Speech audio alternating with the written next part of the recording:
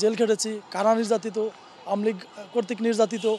আমাদেরকে আপনারা জেনে রাখবেন যে যারা একেবারে টোকাই লীগ, শ্রমিক লীগ, নাপিত, ঠিক আছে, তারা পর্যন্ত আমাদেরকে মানে কুকুরের মতো লাথি, চর, কিল, ঘুষি এরকম মারতো। তো আমরা আমাদের যে ত্যাগটা, এই ত্যাগের যে মূল্যায়নটা আমরা পাইনি। আমাদের দাবি ছিল যে কমিটিটা করার আগেই আমাদের নিয়ে বসে একটা সমন্বয় করে সম্মেলনের মাধ্যমে সবার যে ডিমান্ড আছে, চাহিদা, যে কে কী চায়, সবাই তো চাহিদা মানে সবারই আছে যে ত্যাগ ঘাম শ্রম করছে। তো এটা করে আমাদের সবার মাধ্যমে সমন্বয়ে একটা কমিটি করে দিলে আমরা সবাই স্যাটিসফাই থাকতাম, সবাই খুশি হতাম, ক্যাম্পাসে বিশৃঙ্খলাটাও হতো না। আমাদের দাবি হচ্ছে এই যে কমিটি, এই কমিটির বিপক্ষে আমরা অবস্থান করেছি, আমরা বিদ্রোহ করতেছি।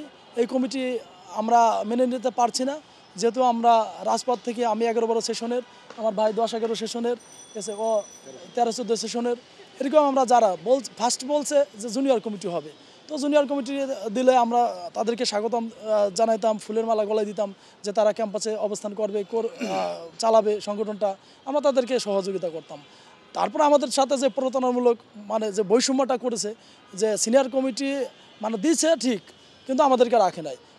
আমার ব্যাচ থেকে 3 জনকে রাখছে, ভাইয়ের ব্যাচ থেকে 1 জন রাখছে, আবার 9-10 আগের কমিটিও তো 3 জন ছিল, আপনার প্রেসিডেন্ট, আপনার সেক্রেটারি, সাংগঠনিক। আবার এই কমিটিতে এনেও আপনার হচ্ছিল আহ্বায়ক এবং প্রথম যুগ্ম আহ্বায়ক, 2টা কমিটি 9-10 থেকে মনে করেন আপনার দিয়ে দিছে।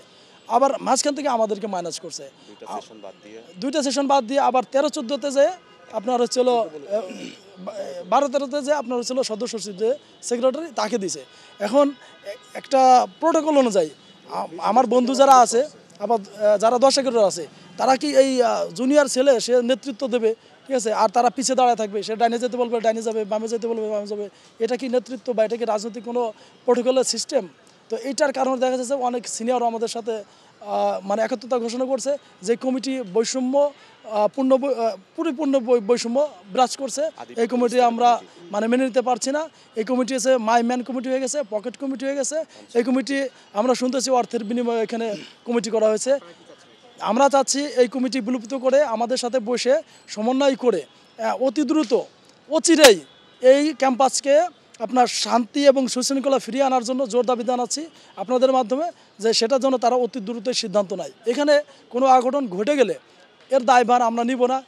অনাকাঙ্ক্ষিত যে ককটেলগুলো মানে ফাটতেছে, বোমা মারতেছে, আমরা শুনতেছি আমাদের অনেক ভাইদেরকে, সহযোদ্ধাকে তারা হুমকি দিচ্ছে, এখান থেকে উঠে নিয়ে যাবে, তারা গুলি করবে, মানে এরকম অনেক কথা শুনতেছি।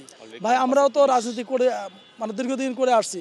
আমি 12 সালে জেল খেটেছি, আমি 18 সালে খালেদা জিয়ার মুক্তির যে প্রোগ্রাম, সেখান থেকে আমি অ্যারেস্ট হয়ে তখনও জেল খাটছি।